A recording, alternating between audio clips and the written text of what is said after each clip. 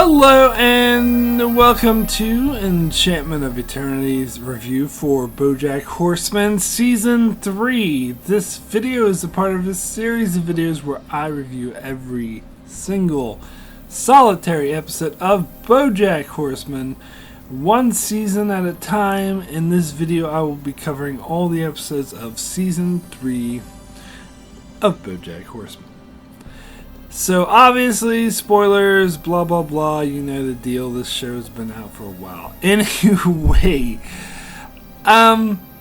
so I talked in my previous videos about how Season 3 is probably my least favorite season, and a lot of people are going to disagree.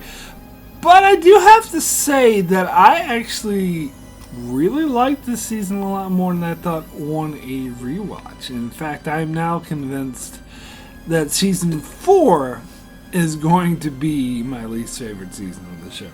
But I haven't rewatched that yet, so who knows, it could change my mind about that. But I will say there were a lot of episodes that I thought were in Season 3, but actually weren't. They're actually Season 4 episodes, so yeah, I think I was, in my memory, I was judging Season 3 a bit too harshly, and I was kind of contributing some episodes that were on Season 4 to this season.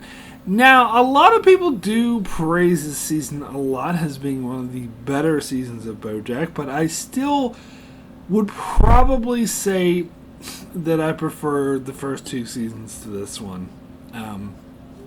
Which, to be honest, is a really close call with Season 1.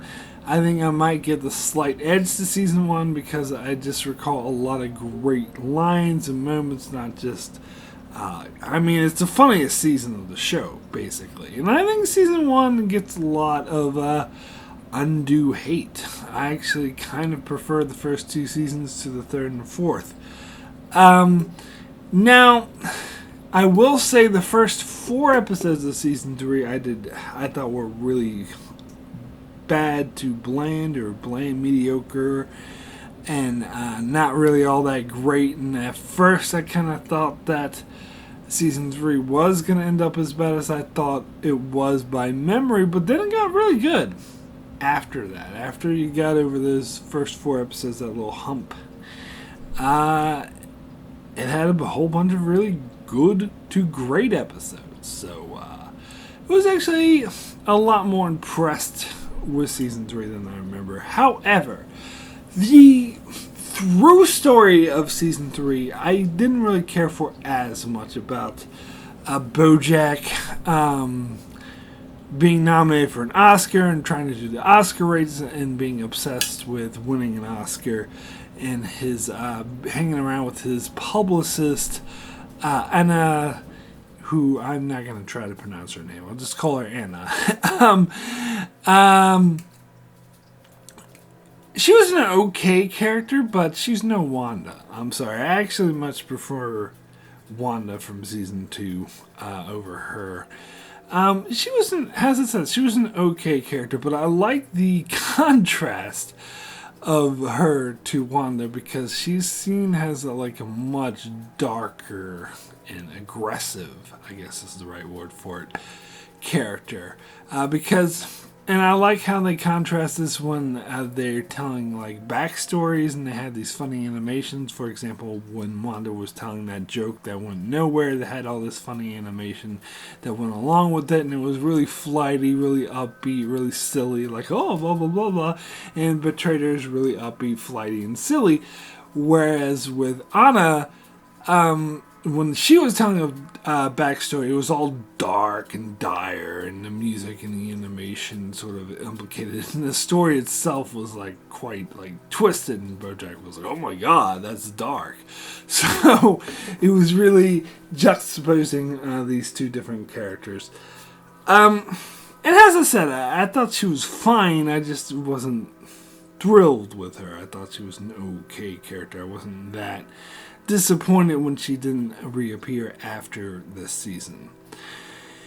Anywho, let me get into the episodes of the season, starting with the first episode, Start Spreading the News. And, it took me a long time. I feel really dense to connect at the name of this episode has to do with the fact that Bojack goes to New York because that, starts spreading the news as the first line from the song, New York, New York. I don't know why it took me so long to figure that one out. I mean, it's obvious. But anyway, Bojack goes to New York. And he has, with Anna, and he has his interview where he gets drunk and he spills his guts about New Mexico. And of course, this will come back in season 5, so they're really playing a long game here. But I don't think that the writers necessarily knew it would come back in season 5. I think the point was that Bojack fucked up, and of course Bojack admitted that he wasn't actually in the Secretariat, that they just digitally replaced him. And I already talked about in my season 2 review that I didn't like that aspect of the show, and I thought that was too ridiculous even for a silly comedy like this, because it is quite serious at times, and I think that's a bit too over the top silly for my taste, just me personally. But regardless, he spills the beans on that, and so the point of this episode is that Anna she just quietly says, "I took care of it." And that's it.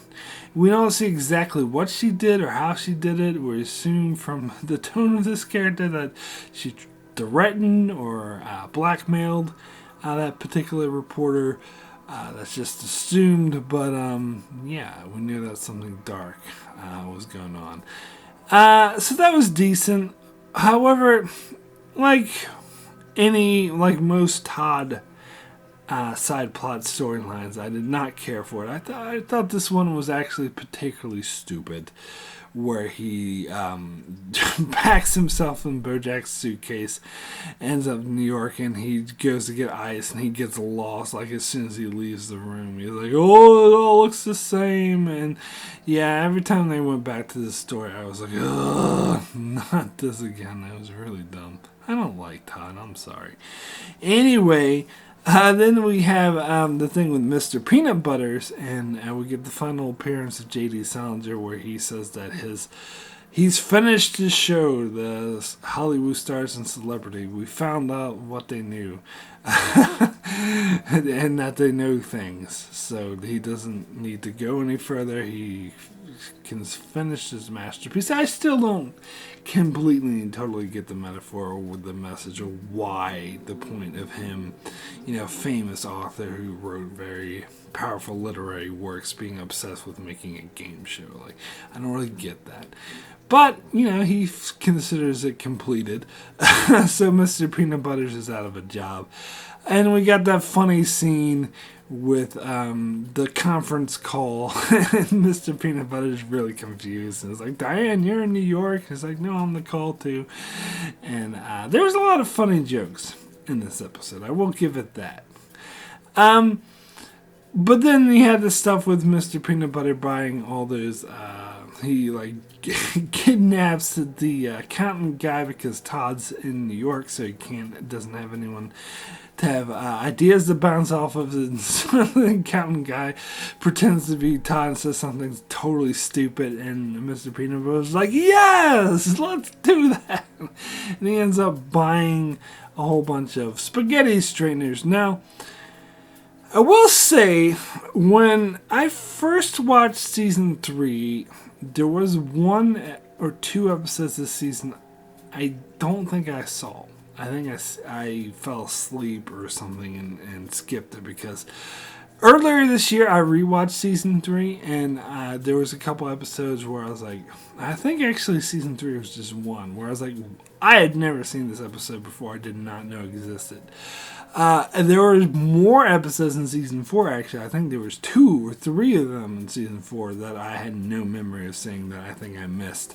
So those are the episodes I thought were in season 3, but apparently weren't. So I'll get to those when I get to season 4. But regardless, the reason why I bring it up now is because the whole thing with spaghetti strainers, I didn't remember that, because this pays off at the end of the season, where Mr. Peanut Butter is in a very contrived thing where spaghetti is growing and is gonna destroy Pacific Ocean City, and Mr. Peanut Butter is the only one that can save it because he happens to have a ridiculous amount of spaghetti strainers, which is I don't know. That's too stupid for me. But I do actually like, and I never knew this before in this rewatch, how they keep setting up, they keep touching back on this throughout the entire season about, what are these strangers for? Nobody knows, but I'm sure they'll pay off. And of course they did. So I kind of like the longevity of that joke that they set up for it in the very first episode. So that's the aspect of it I like, but the actual, joke about him saving the city with a bunch of spaghetti, again, that's something that's a bit too silly for me. But anyway, so this episode was okay. It was decent. Anyway, let's get to the next episode, which is the Bojack Horseman show, and I don't care for this episode. I'm sorry. Now, I hinted at in my Season 2 review that there was a retcon that really annoyed me, and of course I'm referring to the fact that Bojack Horseman did another show in 2007 called the Bojack Horseman show that only did like 4 or 5 episodes and then flopped because it was terrible. Now, I can already hear a lot of people saying, but Mark, there's nothing in the show that directly contradicts that this show could exist. And you would be correct.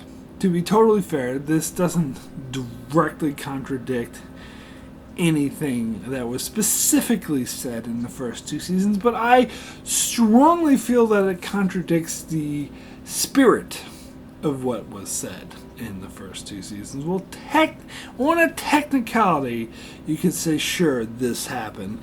But from the tone, and just recently watching the first 2 seasons, from the tone and the way people were speaking, I think it's very obvious that they were acting like that they hadn't seen Bojack in anything since horsing around. He hadn't done anything, certainly not another TV show. Now, I can already hear the excuses, but Mark, this is the failed TV show. It only lasts a couple episodes. Of course, no one's going to remember that. And again, technically, yeah, that's true, but I just still very strongly feel, especially with that interview that he was having, Bojack was having in the very first scene of the very first episode, he was talking about all the stuff he was in.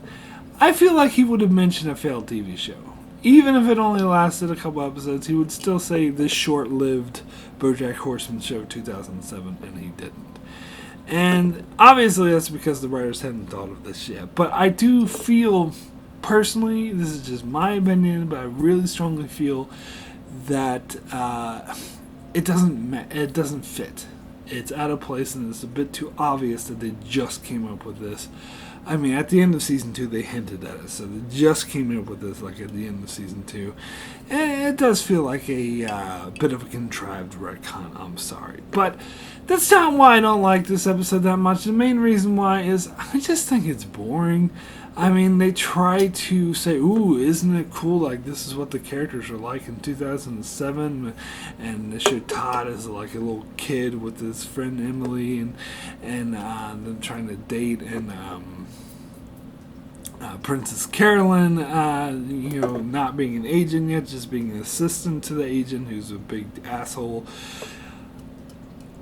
I don't know, there's just some, in general, I don't like these flashback episodes that, like, take place entirely, like, in the past, and they show the characters we know being entirely different, not supposed to be, like, the gimmick. Ooh, see, isn't it amazing how different these characters were back then, or showing the origins of what became? I don't know. I didn't really find it that interesting, and as I said, the whole concept of the Bojack Horseman show, I mean, I guess it's kind of emulating, because there was a lot of shows, like a lot of actors who were in popular sitcoms tried to do their own solo show. This is a common trope, and it fails miserably because it's not very good. Sure, but I just don't think it's that. I don't think it adds anything to Bojack's character, and moreover, I don't think it fits. So, I mean, this isn't the worst episode ever, but I really don't care for it that much. Anyway, we'll get to the next episode, which is Bojack Kills, and in fact, I thought this episode was in Season 2. I often conflate this episode with the episode Chickens from Season 2. Sometimes I mix up in my head which episode was which, because both episodes I don't like. I already talked about chickens when I covered season 2, the Chickens for Days one. And I guess it's similar reasons why I don't like him, because the whole chickens for days and that they eat sentient chickens, like, ugh, I just don't like that. And the same thing applies with the whale strippers. Again, I'm sure this is a social commentary about SeaWorld and the abuse of whales in captivity. And the point of it, I know the point of it is supposed to make you uncomfortable, but there's stuff that makes you uncomfortable that, in a good way, that is good for the story, that makes you think, that gets across the social commentary that it should, like you should feel uncomfortable about it, means it's being effective. And there's stuff that's uncomfortable because it just doesn't work, and it just makes you be like, oh, I don't really like this, and they're kind of failing at telling the commentary they're attempting. And I think this episode fits more with the second example I gave of being uncomfortable rather than the first. Now, again, it's not a completely terrible episode because there are some funny moments, particularly with Bojack being accused of murder, and Diane's like so worried about him trying to clear his name, where Bojack is just so obsessed with the Oscar race. The only reason why he's concerned is because he thinks it might affect his chances of winning an Oscar.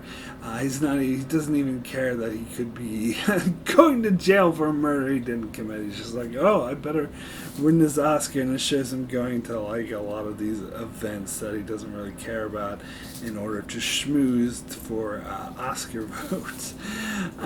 So I guess I like that, but the whole thing with Goober and his like stripper whales thing is like, I didn't really care for that aspect of it. But not the worst thing ever. And I do like how the episode ends with them meeting Cuddly Whiskers and how he says that he's completely happy. This, I think, is actually very important. The whole theme of the show is about how these characters can't really find happiness. Particularly Bojack, but pretty much all these characters. Diane is another one who really can't find like happiness. It's very elusive to them. But Cuddly Whiskers is found, and he mentioned how he won an Oscar and that he felt empty afterwards. And Bojack, at the moment, like his whole life is geared towards winning that Oscar. Like he thinks it's everything. His life's going to be perfect after this. But then he meets someone who did win an Oscar and said it wasn't fulfilling, and he actually found fulfillment in very simple things like his meditation and helping people and stuff. And this, I think, intentionally, how they have Bojack and Diane be like, oh, that guy's crazy, that guy's stupid. Because they don't want to see that. Because they are secretly envious that he's happy, because they are, being happy is very elusive to them. So that was a cool scene. I did really enjoy that, but and then you got the side plot with Todd was okay because the whole thing about the skunk spraying him in Mr. Peanut Butters, and then bringing Princess Carolyn, kind of like the cleaner from Pulp Fiction, who comes in to clean up the mess. Like, I must admit, I did like that. That was kind of funny. So this episode was okay. Like, I didn't think it was all that great, or probably not even good, but it was decent. It was fine. Whatever. Alright, so are you ready to disagree with me? I said, are you ready to disagree? Get ready to disagree with me, because the next episode is Fish Out of Water. This episode is rated as the sixth highest rated episode on IMDb as a fan favorite. I've watched a bunch of videos saying the top 10 best episodes of Bojack. This is always in that top 10, usually in the top 5. I've seen a lot of other YouTubers, fans, critics single this out as one of the perfect episodes of the show, and the reason why you should watch the show. That's a work of art, that's a piece of genius, and a lot of users that I talk to on my channel tend to lean that way as well, saying this is another great. In fact, I have friends in real life who also think this is one of the best episodes of Bojack Horseman. And I hate it. I'm sorry. I gave this episode another shot, and I just don't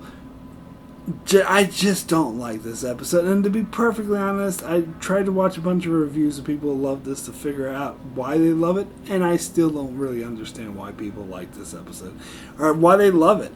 Because not only do I not love it, I don't even like it. And I gotta be honest here. I would probably call this my least favorite episode of the entire show. And for that and many other reasons, I'm actually not going to do a top 10 or whatever worst episodes. I'm not going to do a worst episode list of Bojack. Usually with all these shows, if you're not familiar with my channel, usually all these shows that I review like this, review every episode of the season one at a time, I finish off my coverage by doing a top worst episode list and a top best episode list. Now, I'm still going to do the top best episode list. Don't you worry about that.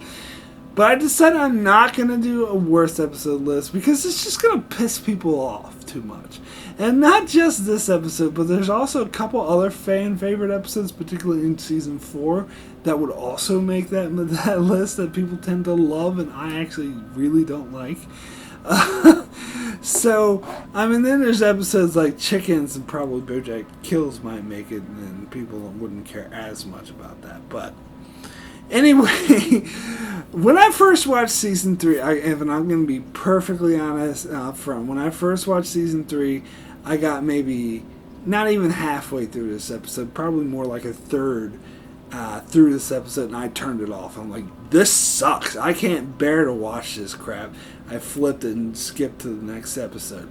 So for the longest time, I was telling people I hated this episode, and I hadn't actually seen the whole thing. I only saw like a little bit of it. So I thought that was unfair of me. I can't really fairly say that this episode's not good if I haven't actually watched it from start to finish. So earlier this year, when I was rewatching season 3, I made a point to sit down and watch this episode from start to finish, and I did not think it was any better. It was pretty much just as bad as I thought it would be. And for this recent rewatch, I watched it yet again from start to finish. And I think, to be fair, to be perfectly fair, I think a lot of it has to do with my personal taste. The style is kind of like the silent film type style, which is the style I really never got into. I really don't like it. It relies a lot on like slapstick comedy and a lot of sort of situational comedy. And I talked before about how, and like when Mr. Robot did an episode that was all silent, I thought that was hugely pretentious when a lot of people loved it. That I just don't like that style. And it seems like a lot of art house and a lot of artsy films will try to do minimal dialogue and mostly tell a story through action. And that's just not my thing. I just don't like it. I actually prefer dialogue-heavy episodes. In fact, some of my favorite episodes of other shows like Star Trek would just be two people in the room talking. To me, that's like a huge feat when you can craft a suspenseful, engaging, and great story that draws you into the world just by having people talking. To me, that is a really monument, a really hard thing to pull off. So it really puts me in awe. Telling this story without words, I'm just not interested in it. And moreover, the story that it tells, I don't think is very good. I think it's kind of... See, this whole episode doesn't feel like an episode of Bojack Horseman to me. And that's why I really strongly disagree with people who put this up as one of the best examples. In fact, a couple of people say, oh, you gotta watch Bojack Horseman, to people who have never seen the show, for the episode Fish Out of Water. And to me, that doesn't make any sense, because you're singling out an episode that does not at all feel like the show. At all. Like, the type of humor is, I think, really dependent on Bojack's sort of the shit that he says and the comedy that comes out of his dialogue and the way he talks, like the way he acts in this episode doesn't doesn't really feel like him. And the whole story with him finding a seahorse and trying to get it home, like this just, and it gets the whole thing with the taffy factory or whatever, and the shark chasing after him. Like this seemed dumb to me. I'm sorry, I just really did not care. And I don't think it adds anything to Bojack's character. And some people, oh, this is a great turning point for his character. It isn't. It's really not. You could, in fact, when I skipped this episode when I first watched season 3, I didn't feel like I was missing anything when I was watching the rest of season 3 or the rest of the show. It didn't seem like, oh, I feels like I'm missing a piece of Bojack's character story. No, I think it's totally irrelevant watching the season and watching this whole episode from start to finish, watching the whole thing. I am reaffirmed that it just doesn't really make any difference in this character story whatsoever, because the one thing I must admit I slightly like is the way that he's trying to apologize to Kelsey for getting her fired and how shitty he feels. Like, that's one part of this thing I like. Once you get off to the seahorse baby in the factory, like this is like a fucking Looney Tunes cartoon. Like, I really don't give a shit about it anymore. But the thing with Kelsey, I did kind of latch onto it, but it really annoys me how he wrote this really heartfelt letter, and it was just inked blocked when he gave it to her, and it was all smudged and she couldn't read it. Like, that, I don't know, that really annoyed me. That felt like a really contrived trope. And to me, I would have liked it a hell of a lot better if she actually did read the letter. Now, regardless of how we reacted, maybe she could have said, fuck you, maybe she could have said, I forgive you. But I just feel cheated that it was smudged. And also the gimmick at the end of the episode where a guy like presses the button on his bubble and is like, hey, I'm walking here, buddy. And Bojack is like, oh, well, fucking hell, when he realizes this whole time he could have been talking. That's dumb. That is stupid. I really did not like it. I think it was a stupid gimmick. It kind of reminded me of the Mr. Robot one, where at the start of the silent episode they said, oh, we don't need to talk, and they don't talk until the end of the episode. And when Vera comes again and says, oh, it's finally about time we talk. Which that annoyed me even more than this, to be honest. But this has reminded me that I just think that's stupid. I'm sorry. May chalk it up to my personal taste. Whatever you want. If you still want to think this episode's a masterpiece, like, go ahead. I just personally don't. I honestly think this is the worst episode of the show. And from now on, when I'm rewatching the show, I will be skipping it. I'm sorry. I gave it a shot. I watched it twice all the way through, but it is not for me. Anyway. Alright, I'm just going to breathe, give you time to hit the dislike button on this video. Anyway, we'll move on to the next episode, which is Love and Ord Marriage. And as I said in my opening, I think from here on out is where the season is really good. So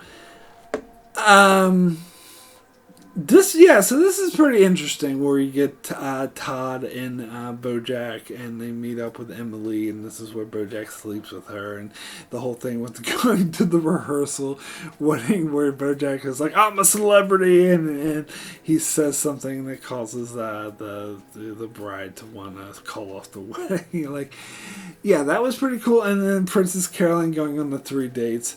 Oh, and I forgot to mention Judah, because I was wondering when Judah got introduced, and because I thought, was it season 1, season 2? But no, it was actually the very first episode of season 3. So this is when they introduced Judah, who is a great character. Love that guy, and I love all of the jokes of random people coming that don't call him like caveman or whatever. But anyway, Judah gets Princess Carolyn 3 dates because she was joking about it, and he took her seriously, so she ended up going on 3 dates. And I love the one with the albino rhino gyno, and then he says he drinks a lot of wine. He's like, oh, great. you're an alcoholic too, or something or you're a wine drinker or something where, honestly, you expect them to go for the wino, albino, rhino, gyno, wino, but they fake you out, and they do that. They actually do that a lot. Like the joke is perfect and just ripe, and they purposely don't go there, which I think is very interesting. But yeah, anyway, and also I really like Diane's storyline. How she ends up tripping doing drugs because these like cool people call her by accident, and they're cool about it and they hang out with her anyway. But then she figures it out that he called her by accident. She freaks out and starts to leave. And it's like all tripping. The only thing that disappoints me about this sequence, though, is I wish they kept going with that instead of having her break her arm by trying to carry Mr. Peanut Butters to the bedroom. And she's like, drugs, you betrayed me. I wish they just showed like her and Mr. Peanut Butters connecting while she's like high on all these drugs. I actually thought that was really cool. But then, of course, big twist at the end is that she's pregnant. Which brings us to the next episode, which is Braat, Pew, Pew. And I really like this episode. I was actually surprised about how much I like this episode. Which I actually think the whole premise is hilarious of this episode is that while she's talking to Bojack and she's trying to tweet for various clients of Princess Caroline because that's her new job.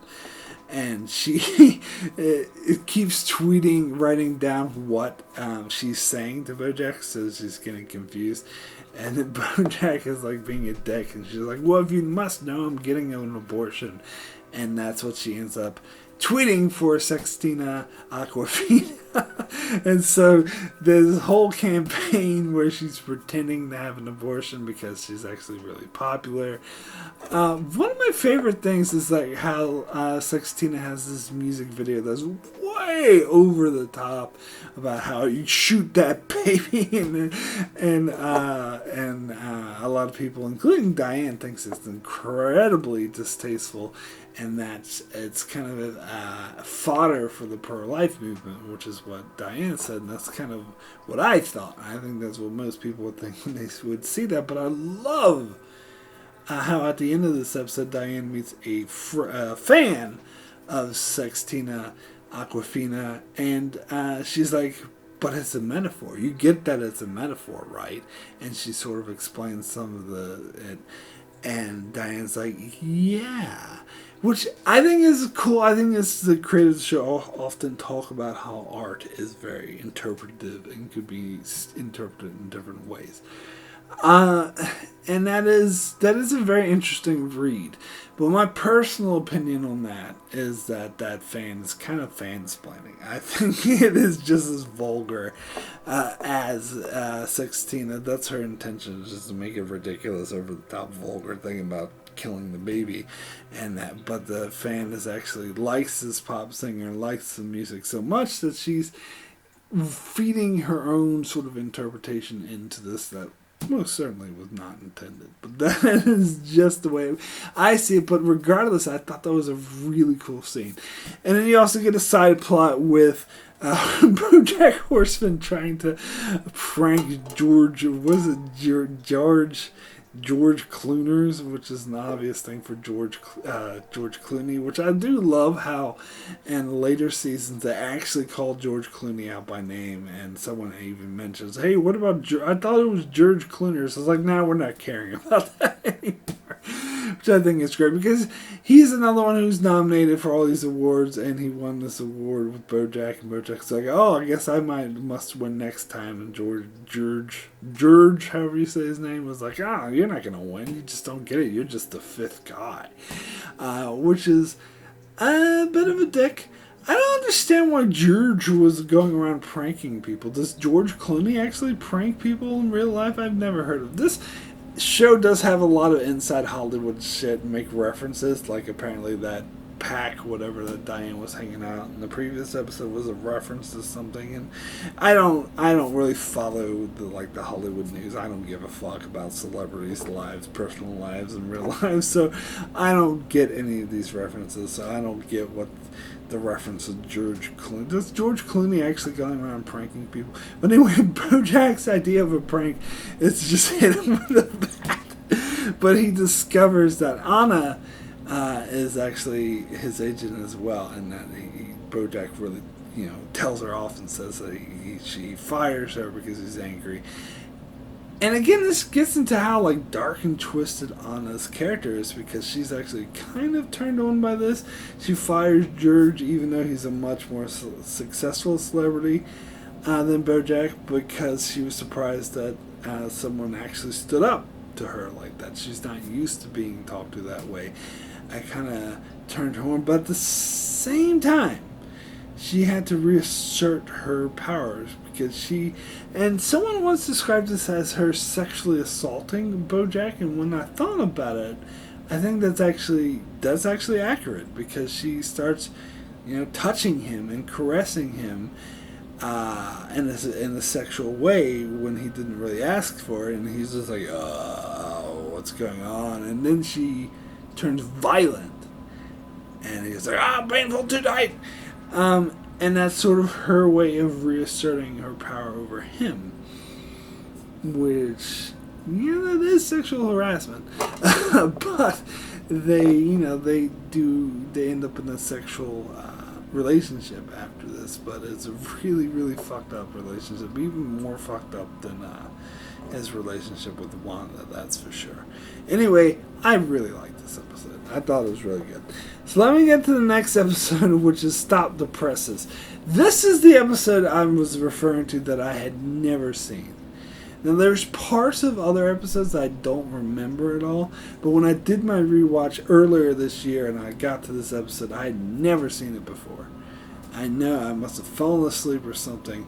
So, in this episode, he gets a call from a newspaper, or he calls a newspaper because he's trying to cancel his subscription, but they, get this closer who's voiced by Candace Bird, what's-her-face, Murphy Brown, and that's a really silly premise that she ends up manipulating or acting like his therapist when really she just works at this newspaper thing. And so he's telling a backstory about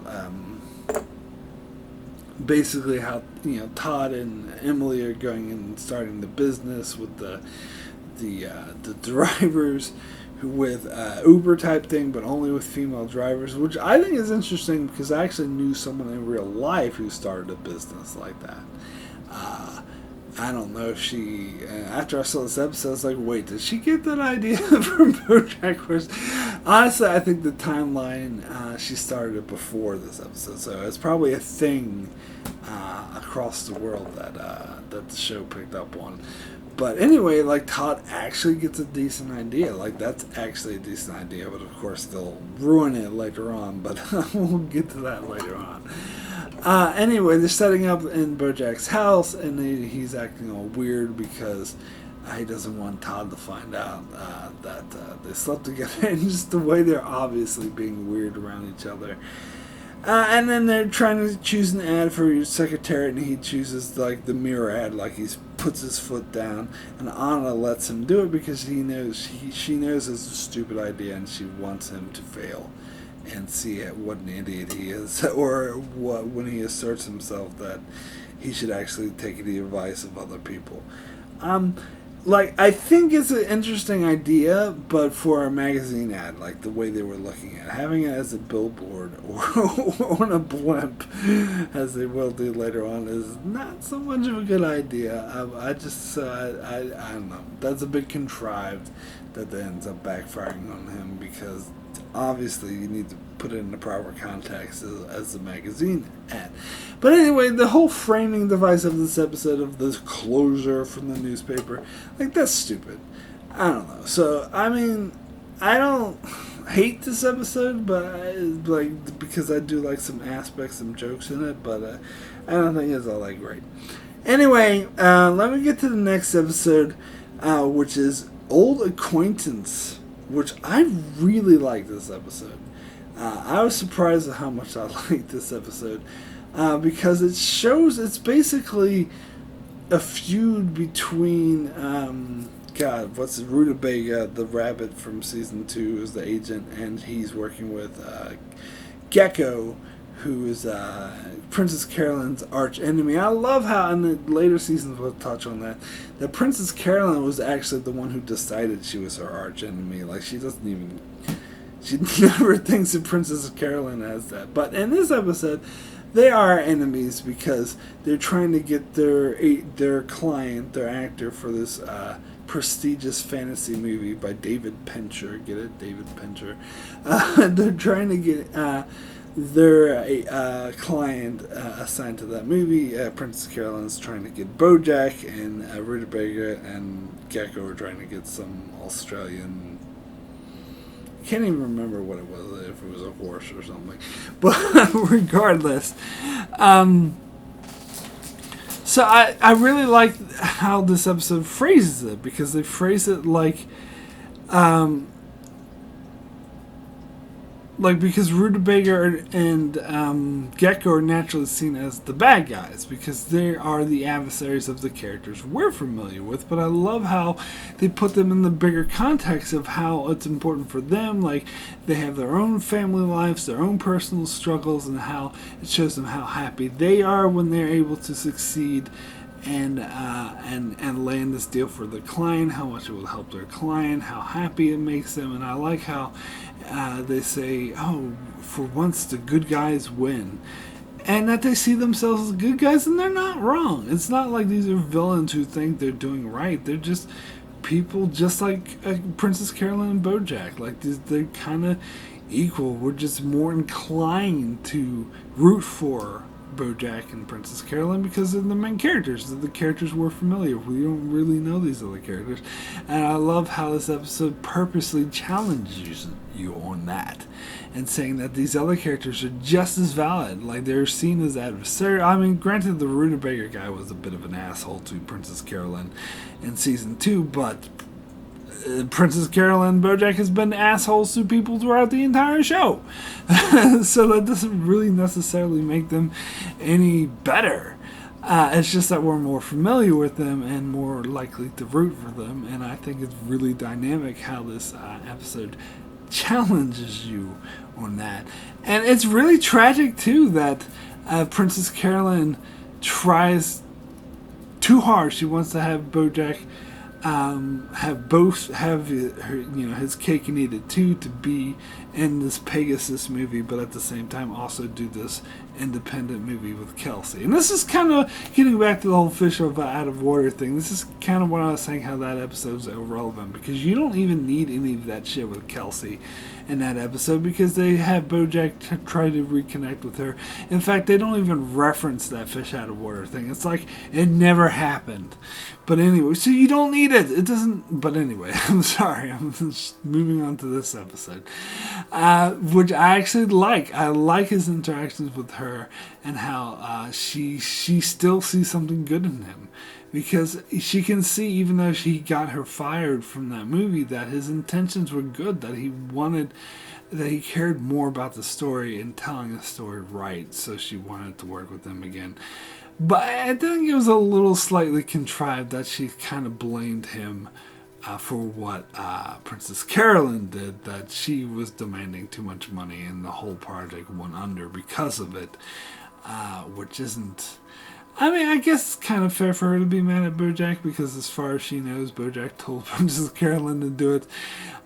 So it creates a real strain on Princess Carolyn and Bojack. So I thought that was great. I really liked this episode, and I really liked the side plot where Diane goes to... Now, see, I think I remember the main plot about the Pegasus thing, but I didn't recall the side plot at all with Diane meeting Mr. Peanut Butters and his brother. Well, not meeting Mr. Peanut Butter. Meeting Mrs. Peanut Butter's brother, Captain Peanut Butter, who was voiced by Weird Al Yankovic, which I just found out recently.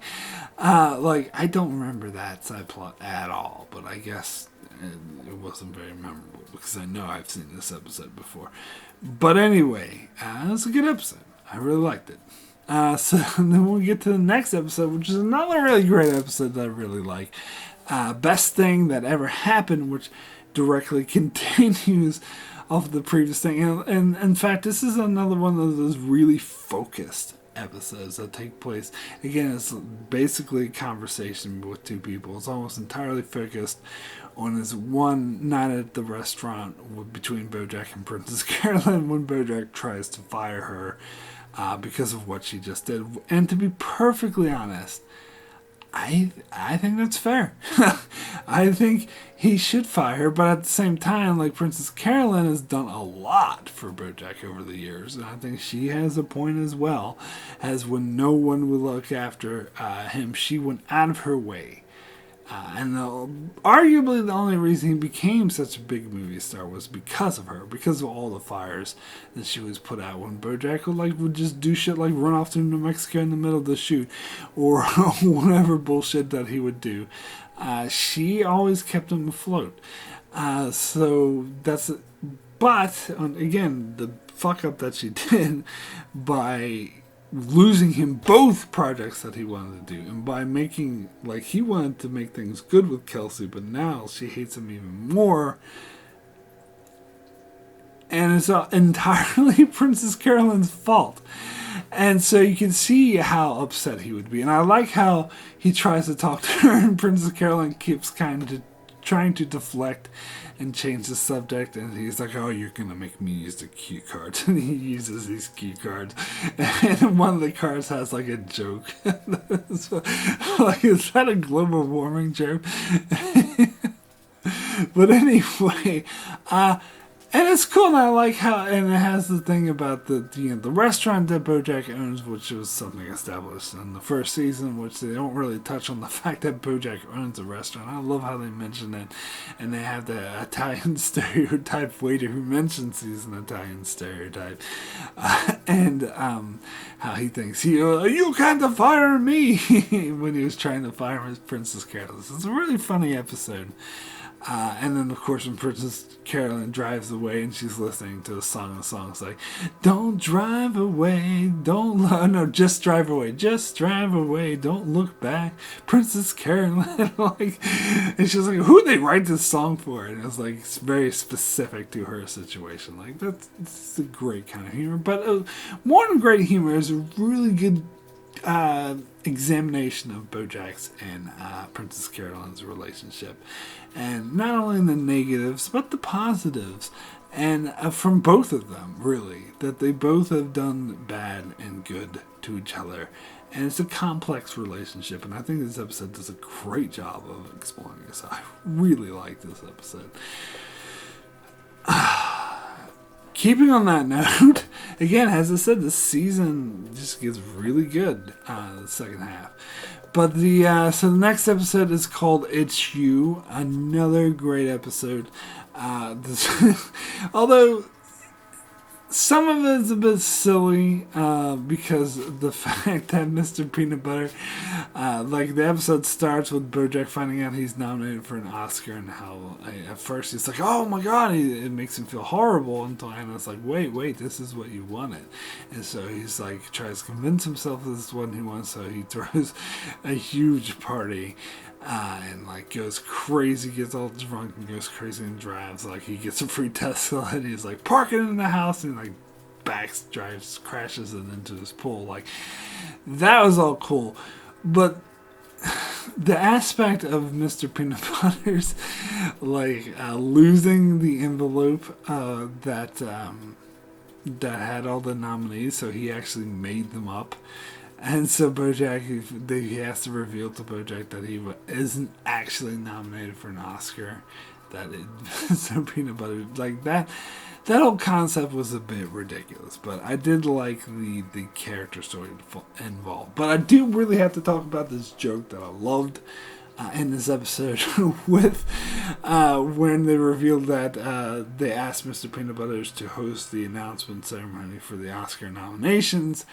because they're originally going to have Jimmy Fallon do it. And then they show this flashback of Jimmy Fallon walking and so, Halloween store in January, that's nuts. And this is amazing. Again, this is another example of them like having an obvious setup that they purposely avoid, that they purposely what's the word? They something your expectations. I don't know. Something that Ryan Johnson does. This is but this is a great joke because this is a callback to season 1. And I talked about this with Andrew Garfield, where he was like, where they opened up this Halloween store in January, but it didn't have like a bottom to it. So people would walk in, they fall, and they break their bones. Like, and this happened to Andrew Garfield, who was supposed to be in the Secretariat movie, but he walked in and broke every bone in his body. And so in this, they have Jimmy Fallon. It's like, Halloween store in January, that's nuts. Oh, wait, let me do that. And instead, you think he's going to go in and break every bone in his body by dropping, but instead he just goes out into the street and gets hit by a bus. Which I think that is absolutely hilarious. But so it did make me wonder if because I know I talked about with Andrew Garfield that he refused to do the show Bojack Horseman, and that's why they had him break every bone in his body. So, whereas the other actors who do agree to do the show, they actually like Daniel Radcliffe, for example, they made him like really great, and everyone loved him. So that did make me wonder, if Jimmy Fallon refused to do the show, and that's why they did that. But I couldn't find any information on that or not. We do know that it's not Jimmy Fallon voicing it to someone else, so maybe he did refuse to do the show, and that's why they had him get smacked by a bus. Oh, the creators of Bojack Horseman are quite ruthless, aren't they? Anyway, so I did enjoy that joke, and I enjoyed the Bojack party, and it was quite impactful when Mr. Peanut Butter's, and it showed how like self-centered Bojack was. Mr. Peanut Butter was like, my brother is going to be okay because he thought he had cancer or whatever, and he thought he was going to die, and Bojack was like, I don't care about your brother. And Mr. Peanut Butter was like, okay, first of all, that's mean, which it is mean. He's really self-absorbed at the moment, and I think that was a great way of illustrating that. And then of course Anna abandons him after this. As I said, this was a very toxic relationship, and as soon as he was a nobody, as soon as he didn't get that Oscar that she had wanted him to get, she didn't give a fuck about him anymore. And I love how everyone in the party just emptied out. And first of all, I love how when Diane shows up to the party and says, like, you don't even know who any of these people are. And he's like, sure I do. There's Tesla. He's like, you're just looking at the Tesla. Oh god, I just love that party scene. It was hilarious. So this was a great episode. Okay, let's get to the next episode. That's Too Much, Man. Now, when I did my season 2 review, I talked about the episode Escape from LA and how amazing that episode is, which I completely stand by the way. But I also mentioned how that probably would be my number 1 favorite episode of the entire show. I kind of changed my mind now. I think this is going to be my number 1 favorite episode of the entire show. This episode is a perfect episode of television. It is amazing in every way. The humor works, the character journey works, character interactions work. It touches you on so many levels. It's funny, it's crazy, and it is extremely tragic. It has one of the most gut-punching, gut-wrenching, just unbelievably tragic endings of any episode. God, I'm almost tearing up just thinking about this. Alright, so let me start at the beginning. So, Bojack, of course, is really depressed over the fact he didn't get the Oscar, and he feels like his life is ruined, and so he wants to go on an epic bender, so he calls Sarah Lynn. Now, Sarah Lynn mentions that she had been, I think earlier she had mentioned this to him, that she had been sober for 9 months, and Bojack calls her up, and she's like, "Hey, do you want to go on an epic bender?" And she's like, "Yes!" And she immediately opens up this hidden drawer full of alcohol and just pops it open and starts drinking. Now, here's the thing: I've heard a lot of people refer, and this is actually something that is touched on a lot in season 6, which, again, I love the fucking continuity of this show. It's one of the things that makes this show so amazing. It's showing that actions have consequences, and how consequences, even if it's something happened a long time ago, can come back and really affect your life. But anyway, I've heard a lot of people talk about how Bojack is pretty much entirely at fault for what happens in this episode, because that Sarah Lynn was sober, she was on the right road, and Bojack just brought her down to his level because he didn't want to wallow in his pain alone. He wanted to do it with someone else, and by doing that, he brought her down to her level, which I'm not going to say is incorrect or anything. I think that is a valid interpretation, but the way I would actually just point out that Sarah Lynn was looking for an excuse to break her sobriety. This was obvious.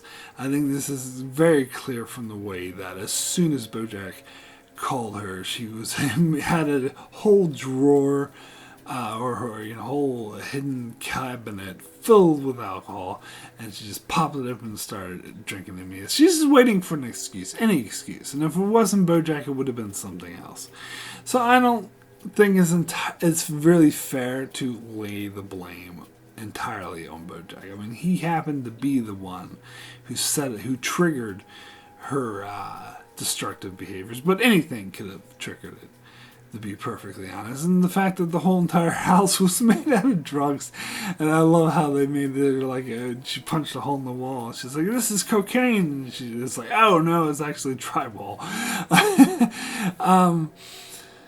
Now, this is kind of like the season 1 episode, kind of blinking on a name, but it's the one where they all do drugs with, her and Todd and Bojack, which I do still love that episode. But this is that to a much higher degree.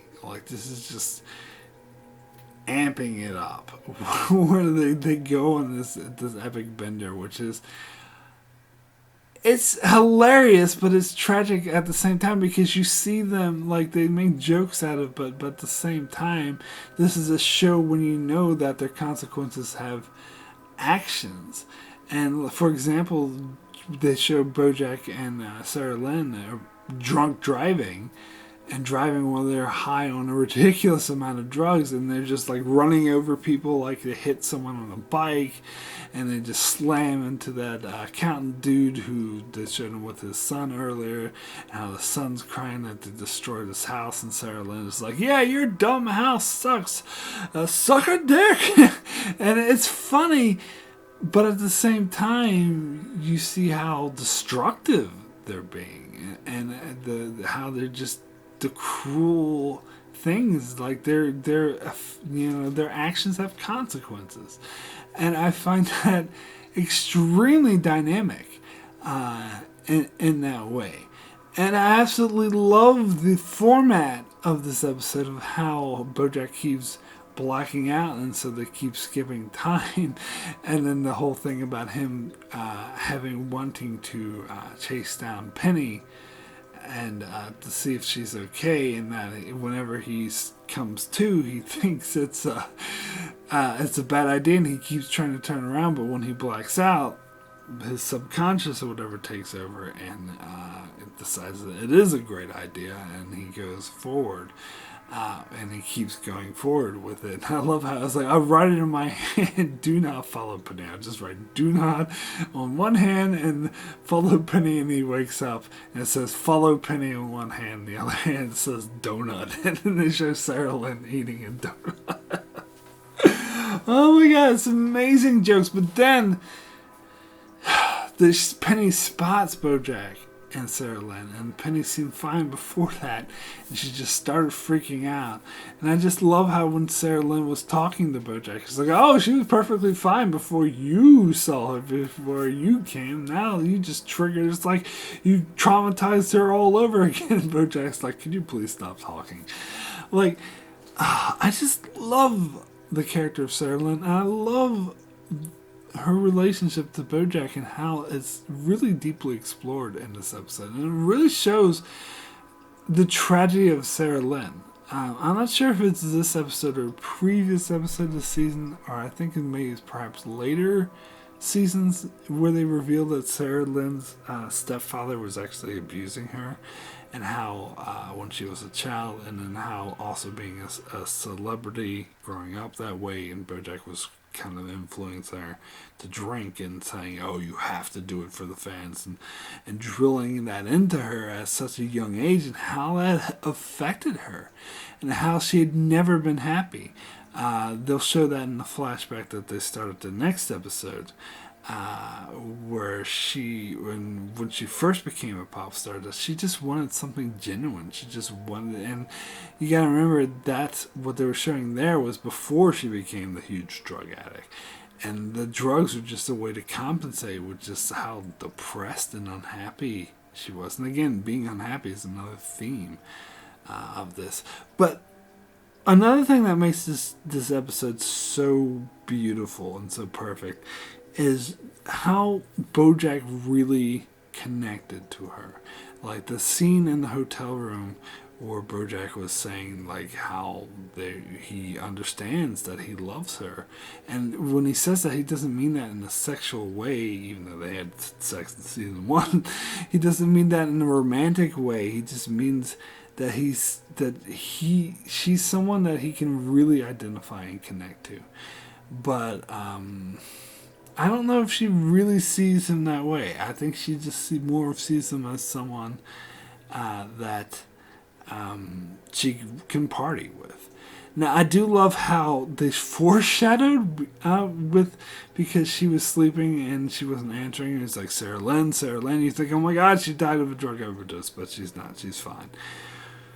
But then you get that dream sequence with Bojack where he's talking to Cully Whiskers, when Cully Whiskers back in 2007 saying he needs to get Sarah Lynn to appear on the Bojack Horseman show in order to save it. And God damn it, do I love this fucking flashback. Even though I'm not a huge fan of that Cully Whiskers Bojack Horseman show storyline, I love it. I think this season more than any others does a lot of fourth wall breaking, and that sequence in particular was hilarious. How like, oh, that last episode didn't really work. Like the audience didn't really understand how we were at times skipping with the blackouts of the format with that. And he was basically, when he was talking, he was describing this episode, and then he said, and also the audience didn't really care for all the fourth wall breaking. Of course, they're breaking the fourth wall with that scene, and just by saying that, they're breaking the fourth wall. It's just amazing. It's amazing comedy. And then, as I said, it ends with in the most gut-wrenching way. Now, when I was watching this episode recently on my rewatch, every time they mentioned the planetarium, my heart just dropped. Like, they mentioned it several times, like Sarah Lynn kept saying, oh, let's go to the planetarium. And when Bojack says to her, okay, we can go to the planetarium, like, my heart just fell on the floor because I knew what was going to happen. I'd seen this episode before, so I know what's going to happen at the planetarium. I'm like, no. It is so damn tragic because they share such a perfect moment. Like Bojack even talks about how this is a perfect moment. This is almost the happiest we've ever seen Bojack to this point in the entire 3 seasons of this show. He feels like he has this perfect connection. It's this perfect moment that he's just living and reveling in. But of course, it's tainted because they're high on all sorts of drugs, including heroin, which apparently they shouldn't have done. It was a bit too powerful for them, and Sarah Lynn dies. And just the way that Bojack is saying, isn't that right, Sarah Lynn? Sarah Lynn, like just how they did earlier. But this time, the way they played it, you knew that she wasn't just sleeping. And the way they cut the credits after he was saying Sarah Lynn, like I'm tearing up right now as I say that. This is one of the most effective emotional plot points of any show. I put it right up there with like Red Wedding from Game of Thrones, or Michael killing Anna Lucia and Libby from Lost, and it's what have you. Like, this is one of the most powerful, tragic moments in all of television history. It's what makes this show one of the best shows ever made. And this whole episode was perfect. It was beautiful, it was funny, it was tragic, it was sad, it was enlightening. It's just an amazing episode. Anyway, let me get to the next episode, which is That Went Well. Now, in retrospect, I didn't really like this episode, and I think this is something I didn't think this really, again, kind of like the previous season, that they didn't really justly follow up with Sarah Lynn's very, very, very tragic death. And in fact, I don't think they really get into any detail in this until season 6. But, like, they do touch on it a little bit. And they touch on it in some really subtle ways, which I'm actually really like. And I enjoyed this episode a lot more in the rewatch because I picked up more on the subtleties of how they're saying her death affected Bojack. But there's nothing wrong with it. In fact, that's great. But I wish they would have combined the subtle ways that affected him with the more overt ways. Like, I just wish they would have dealt more head on with their death, in addition to the subtle ways that it affected him.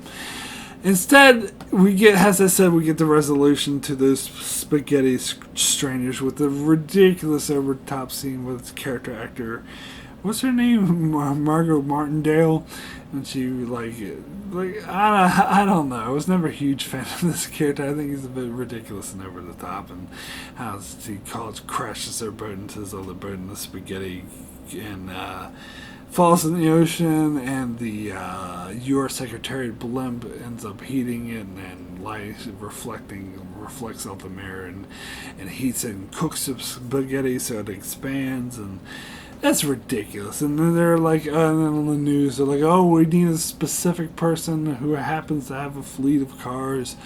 Oh, yeah, I forgot to mention earlier.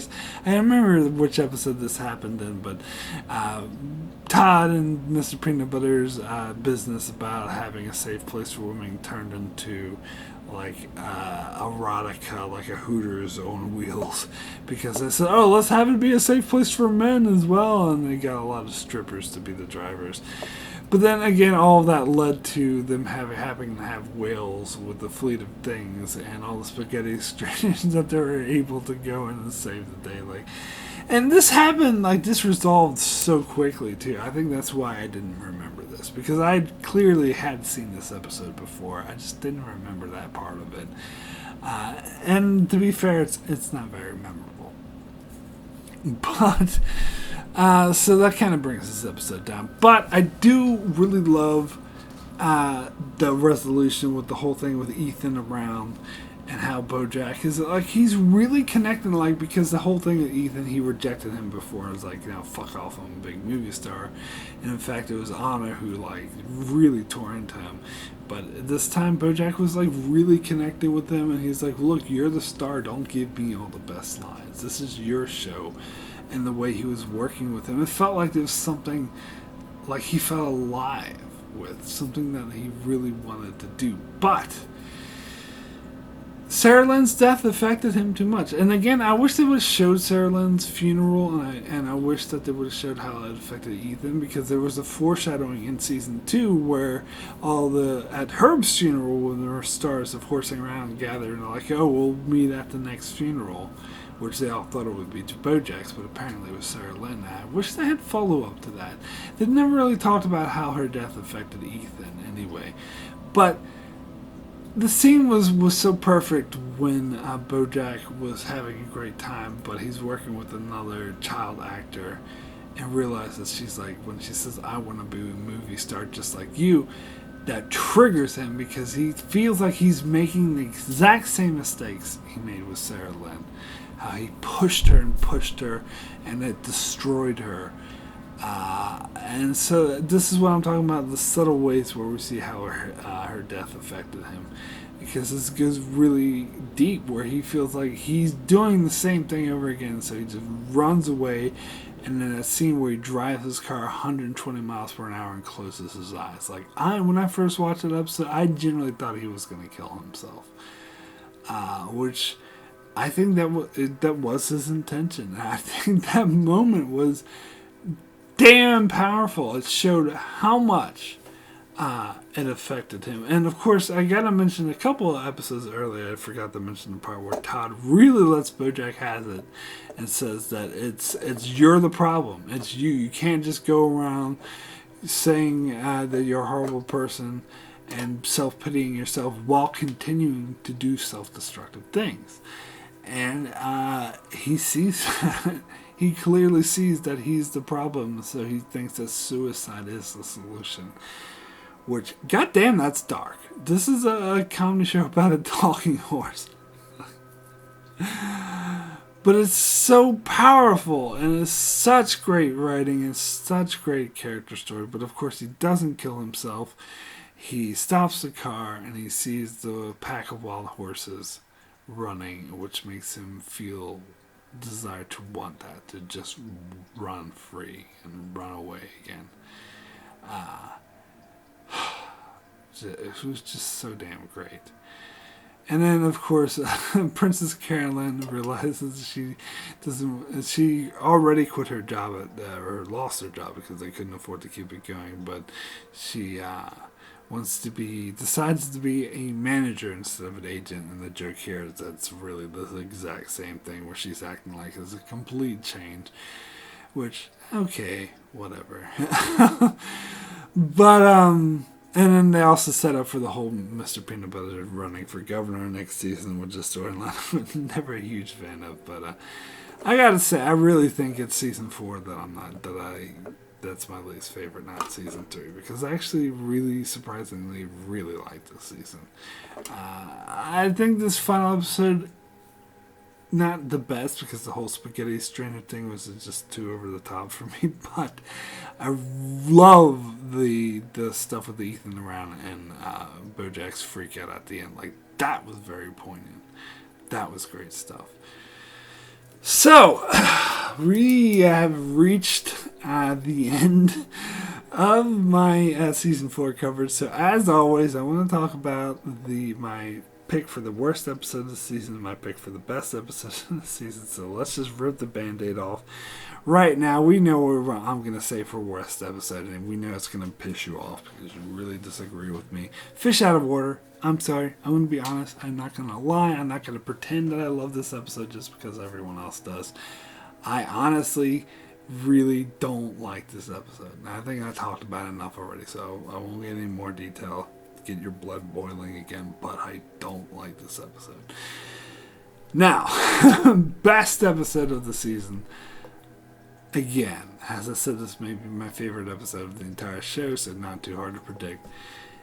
That's Too Much, Man. This is a perfect episode. This is not only one of the best episodes of the show, I think this is one of the best episodes ever made, ever, of any TV show that I've ever watched. This is such a gut-wrenching, powerful episode. I'd put it right up there with the best episodes of the best shows. It's just beautiful. That's all I'll say. So anyway, my rating for Bojack Horseman, season 3 out of 10, I'm going to give this season a 9. Which may surprise some people because I said earlier in the earlier videos I didn't like the season very much, but as I said, it's actually only the first 4 episodes. And honestly, the first 3 I don't think are terrible. I just think they're kind of mediocre. But the 4th one we won't talk about. But after that, the 5th onward, like, it's just good episode, great episode, even greater, amazing episode, great, best episode ever, and good episodes, like a lot of good episodes. So I take it back. I see why people really like season 3, even though if I didn't really care that much for the storyline about him, Bojack trying to get an Oscar, I thought maybe that through storyline I didn't care much about, but the character journey, the personal stories. Not just with Bojack, but with Princess Carolyn, Diane, Mr. Peanut Butter Sandwich, and definitely Sarah Lynn. Oh my god. Those are all on point. Great stuff. So actually, surprisingly, really like this season. So anyway, that is it for my review of Season 3 of Bojack Horseman. Thank you so much for watching this. I shall be back in another month with my coverage of Season 4, which this time I do think this is going to be my least favorite season, but we'll see. Anyway, that is it for my review of Bojack Horseman. Be sure to check out my channel as I cover many more videos on other shows like Star Trek, The Expanse, and more. So be sure to subscribe so you can keep up with all of that. And thanks a lot for watching.